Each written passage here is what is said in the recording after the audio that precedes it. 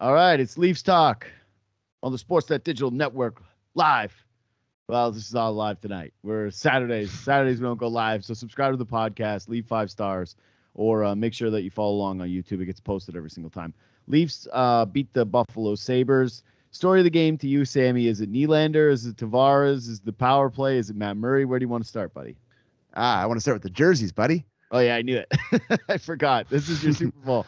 I forgot. You'd wait. I didn't get a text from you, though, because you were stuck in a Swiss I was stuck in a certain fast food restaurant that I don't want to throw under the bus because I love their products and I want them to sponsor. But a tough night.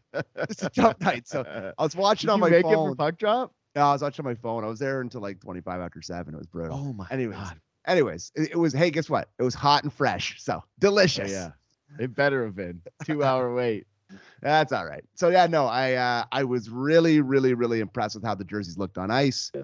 I thought the having the little orange NHL logo was really a nice little touch. I will say though, and this is probably going to be a surprising take coming from me, and it's something that I've never really cared about, but I hated the milk on this one.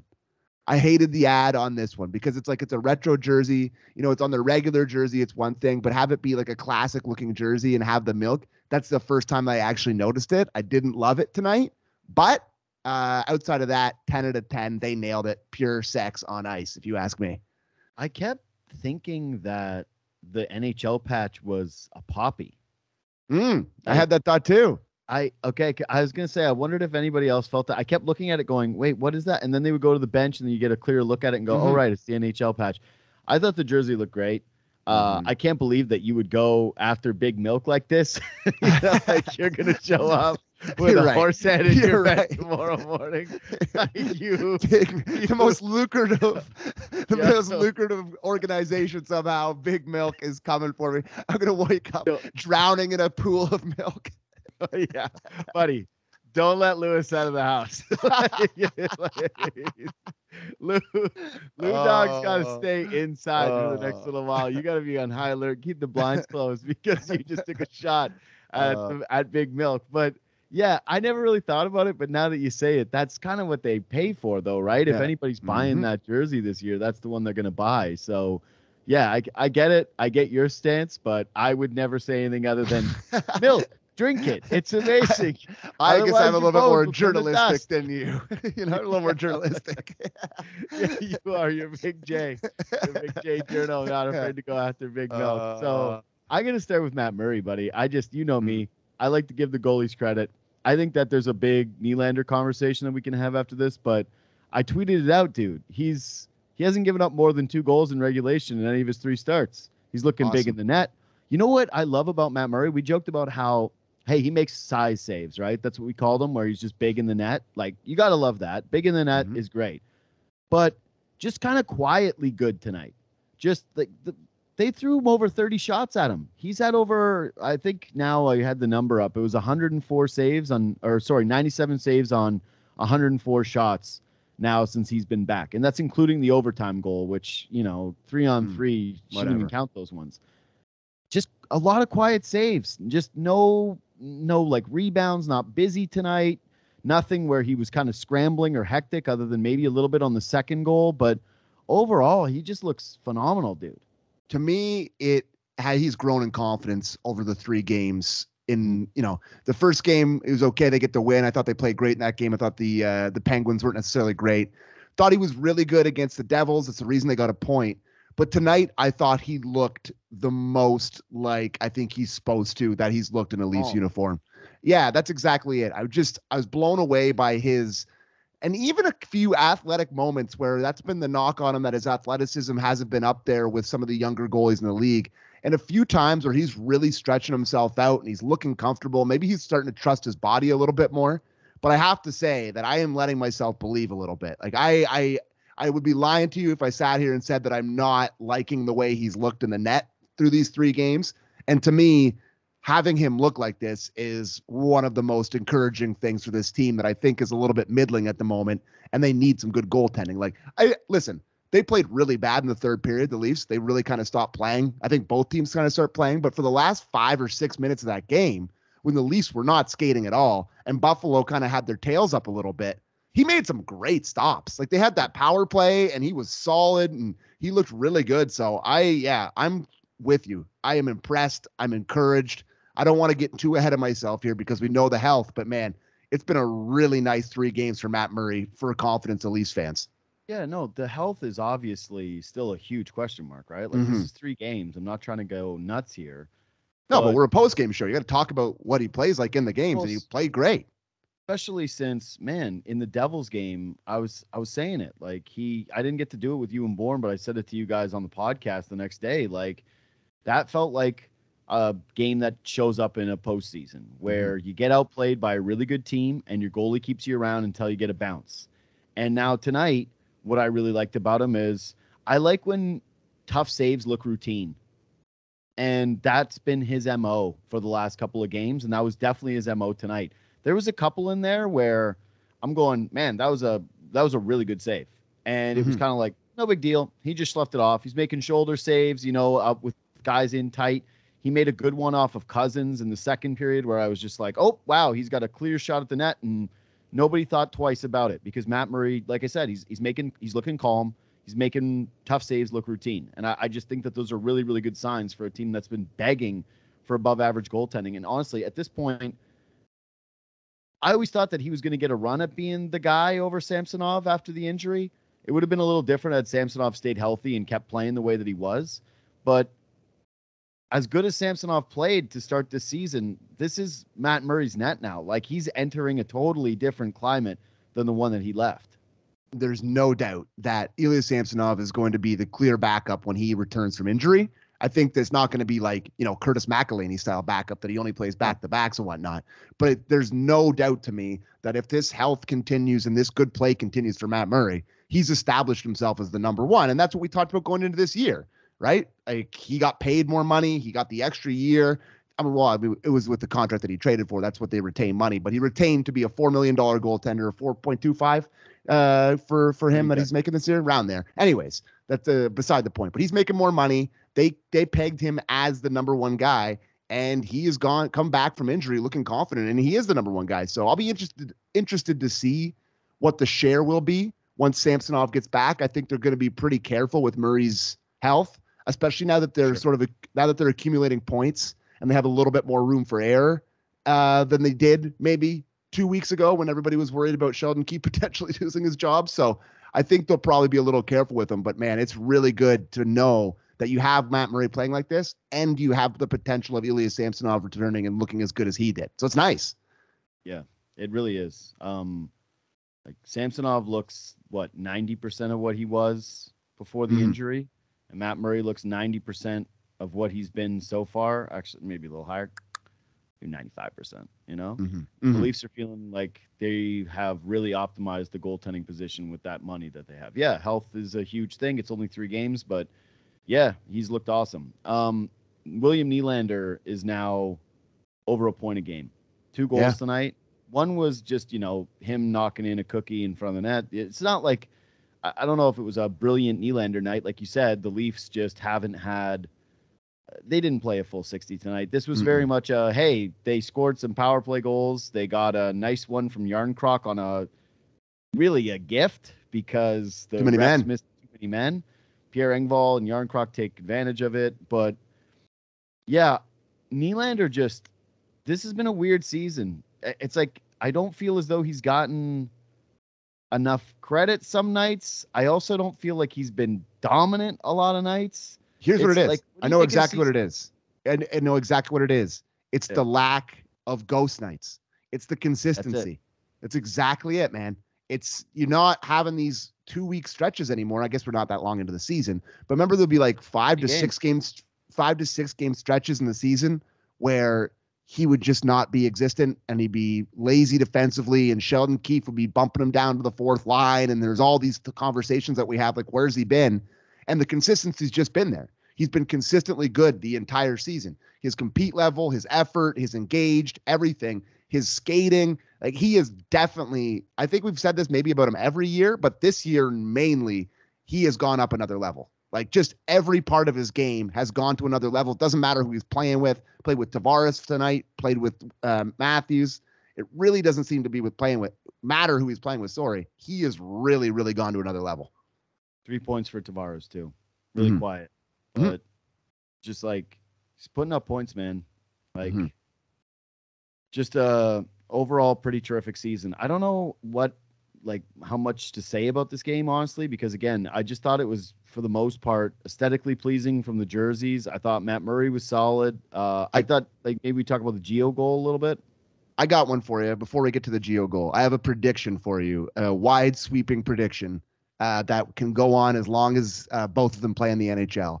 But my prediction is that Austin Matthews' first career fight will be against Rasmus Dahlin.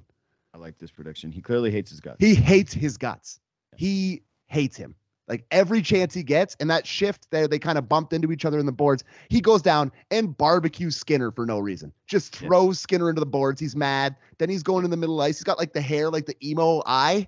You see his hair like goes down. He's like had that look in his face. I'm like, oh, he hates Dahlin. So my wide sweat. That's my prediction that his first fight will be against Dahlin. I think that Matthews just hates the Sabres. Yeah. Like, I think that there's some unresolved stuff from last year at the Heritage Classic. The cross-check suspension. Well, they embarrassed them last year, man. They cost them a bunch of points towards the end of the year where they lost big games against them that like probably changed the Leafs seeding. They lost some bad games to the Sabres down the stretch. Lost some bad games. Put Matthews' hunt for the Hart in peril with the suspension. 100%. Like, it was, you can tell that he's got a little bit of hate. That's why I want to ask you, do you think that hit was dirty? Which one? The one, it's in the middle of the ice, so you got the penalty? Yeah. I think it was a vintage accidentally on purpose. Like Simmer brought it up on the broadcast. He was like, he was going for the puck. He didn't really see him. Well, I think that is maybe true, what Simmer's saying. I also think Austin Matthews has a pretty good awareness of where he is on the ice and where his body parts are at all times. And he knew the opportunity was there to be like, oh, I was going for the puck. And he lowered his shoulder right into Middlestad's bean. Like he nailed him. That's it. So to me, he does a really good job of going after the puck. Like he's locked in. You can look at his eyes and he's looking at the puck, but you can tell he also braces the shoulder for he lowers some it a little bit. Yeah. And he lowers it and he's, I don't know if he's like headhunting there. I think that is just a difference in size situation where it becomes that. But I think that he was looking for the contact as well. Let's just put it that way. He wasn't afraid of having the hit not be clean. Agreed. That's the one. So I love seeing that. It's so nice to see, like, just having your superstar, your number one player, your number one center acting like a bit of a dick. It's a nice thing to see because he doesn't usually have that in his game. It's something where he has the opposite of that, where you wish he would get more pissed off. And it's nice to see him act pissed off. I enjoy it immensely when he's pissed off. Maybe they just need some Sabres games again at the end of the season. Although still hasn't got him. Like again, Yarncroc gets the 5-on-5 goal. Well, really, it was like a 6-on-5 goal. Just another weird night. It was not an even strength. It was not a 5-on-5 goal. They just can't get even strength scoring. I'm going to talk about this on my podcast a little bit more on Monday. Like I'm going to flesh it out with Ennis. But yeah, dude, coming into this game, they're 24th in even strength scoring, and they're 6th heading into tonight in even strength minutes. It's a bit of that's a sample now. We're 20 in, so.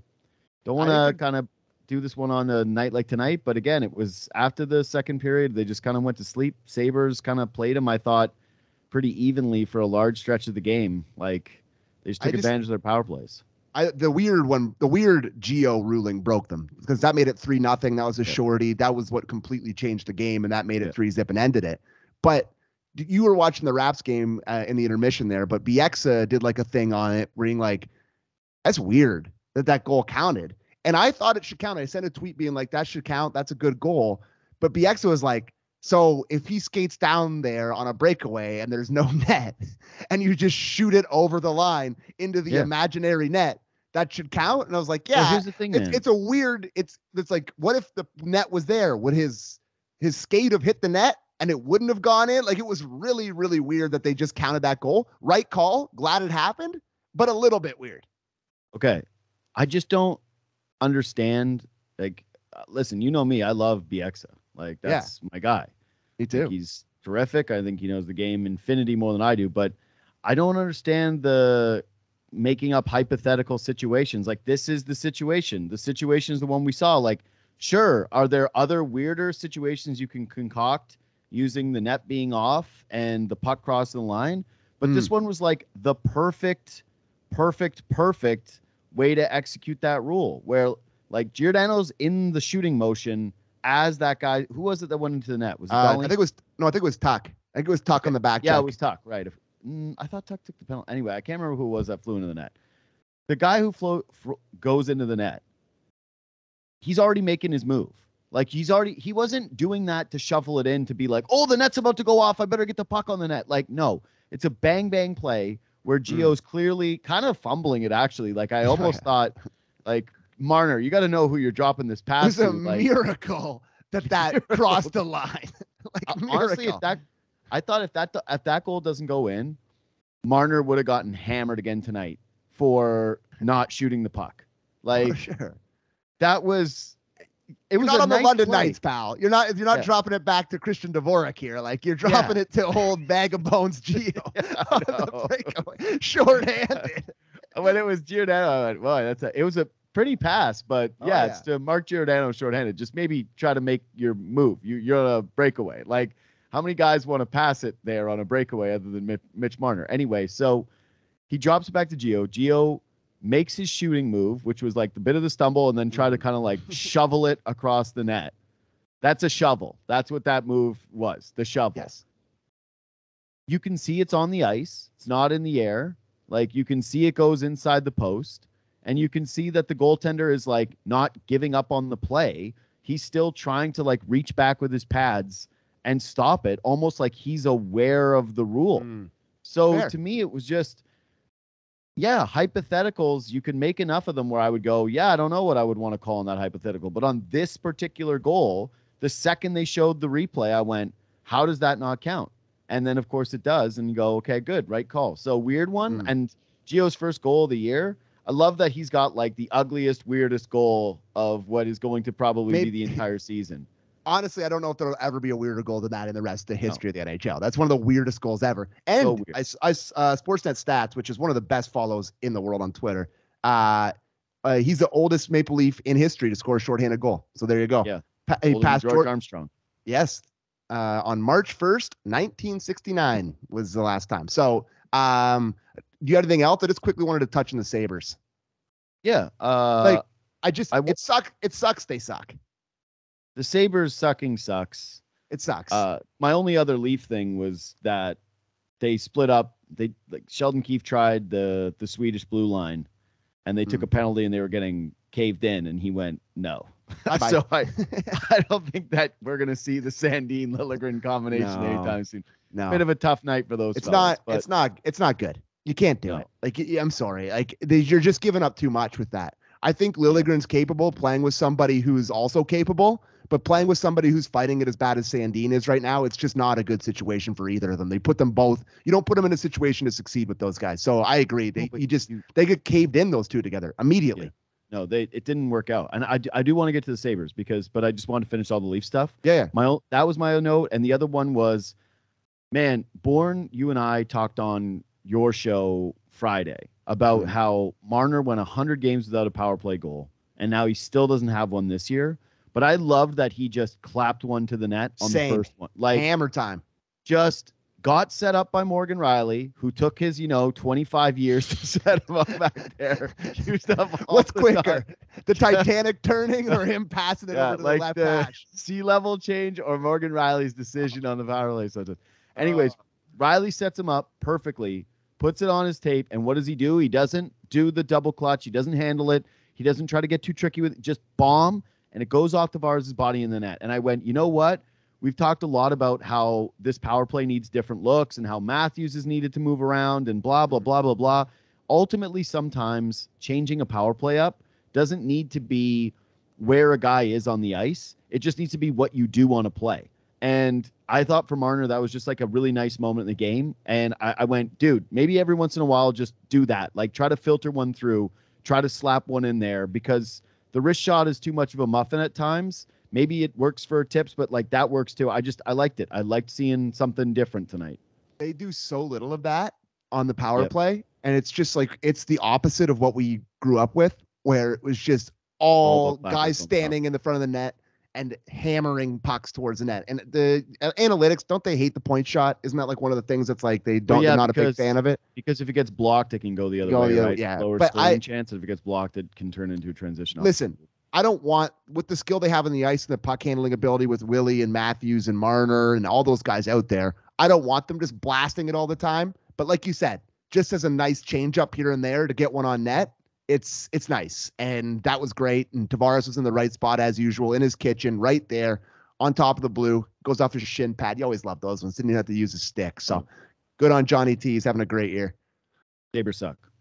Man, it sucks. I'm so sad because Tage Thompson is a capital M mutant. This guy is so good. Oh my God. I don't understand how they suck so bad when they have, like, they just have too many players that you go, oh, I like that guy. And then they suck. It's rolling downhill on them now. You can just tell they're broken.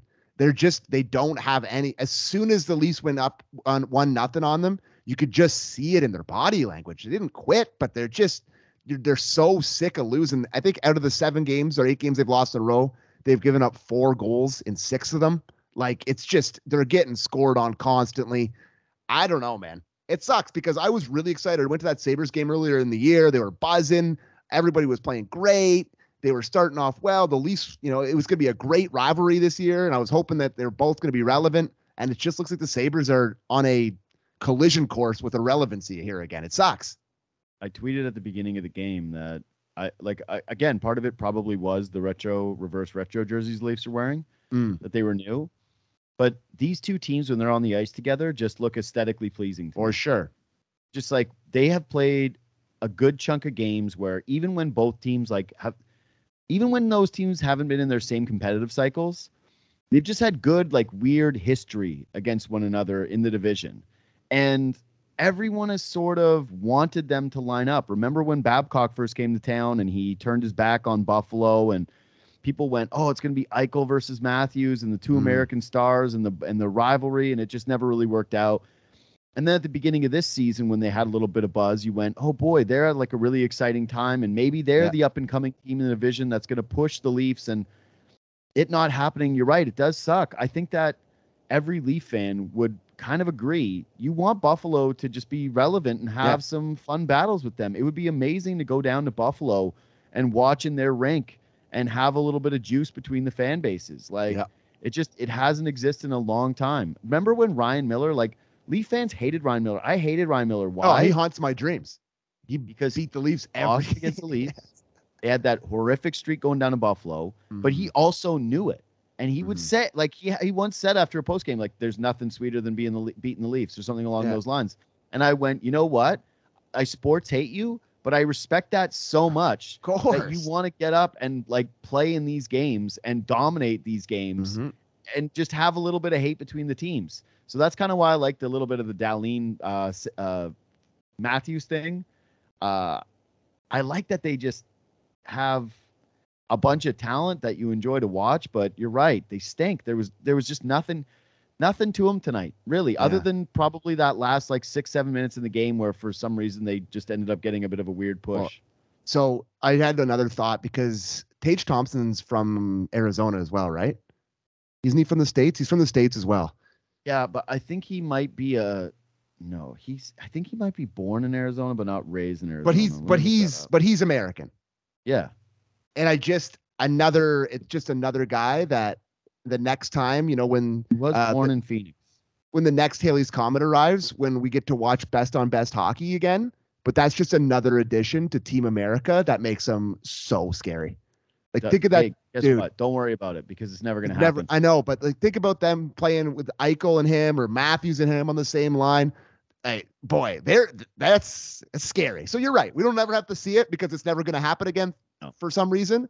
But that Hockey guy, Field, the coolest thing about it, they decided to go like, hey, you guys love watching the women like in the Olympics where they play each other and there's this intense hate. Yes. And it's actually something it's like that the most thrilling hockey game. It's like everyone loves it so much. And it's like, no. We'll never give you that. Why would you ever want that? We'll give you like, we've had now, we're like going on almost a decade of like Ben Scriven. The last time there was a best on best? 2016 was the World Championship. Yeah. That was even a joke because it was Canada beat Team Europe to win. Like, who cares? No, man. 2014. That's what I count. Sochi. So it's almost 10 years. A decade. Yeah. That's insane. That's just not right. Yeah, dude, it's crime. It's a crime. It's not right. And they're still screwing around. Think about being Sidney Crosby. Like, you could have gone down as the most decorated Canadian in Olympic history. Mm-hmm. And instead they robbed you of they robbed them of 2018 and 2022. Mm-hmm. Like, bare minimum. Sad. Breaks my heart. Anyways, I don't want to end on this note because now I'm just sad. But did you see how Raptors game ended? I didn't see how the Raptors game ended. Here's what I did. I flicked over and I saw OG Anunoby get an and-1 to make it like 108, 101. I was like, oh, this game's over. I don't have to check back in. And then I got a WhatsApp group notification. It's like, what the F Raps? And I went over and I'm like, it's an overtime. So it looked bad. Scotty missed a layup, missed a bunny. Scotty missed a bunny, but then even so it was bad because, I had it on my second screen. Yeah. Barnes had a good game. He had like 28 points, but he missed a bunny. And then worse. I saw the end. 4 seconds left. I saw the end leak out. AJ Griffin. That's the kid coach's son, right? Yeah, but Scotty Barnes leaves him for some known reason and just jumps up in the half court and leaves him wide open. But then Trae Young throws an alley-oop to Griffin, scores, and then does the half move to the Raptors. Honestly, you gotta go to Alex Wong, Stephen LeBron on Twitter. He has sent out some bangers of people who are supposed to be upset but are actually happy tweets because Adrian, right? Adrian Griffin's the assistant coach whose son. Yeah, Griffin who played at Duke, right? So go check it out because he's got some good tweets. But yeah, it's top one for the Raps. Weird team. Follow us on social media, Twitter and on Instagram at JD Bunkis, at Sam A. McKee. Again, going to be down at Cafe Dip. I'm going to have you come down. Oh, yeah, buddy. I cannot wait. Baby. For World Cup on Wednesday. Monday, Bourne and I are going to do Leafs Talk. We'll be back on doing the live show. And then, so we're going to watch the game because Leafs play Wednesday against the Devils, right? Mm-hmm. Boy, that's going to be a super sports day. Mm-hmm. You and I are going to go down. So we're going to do the post-game show after that? Or yeah, Bourne. Get the cold beers ready. We got to keep the buzz going. Bourne.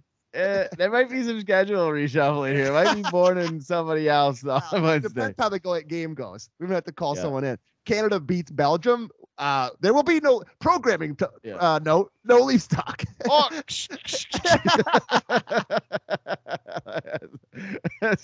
Audio is still not fixed. We're not going to be able to do it. Anyway, subscribe to the podcast, leave 5 stars, share it, review it, do all those things. And we'll see you Monday night.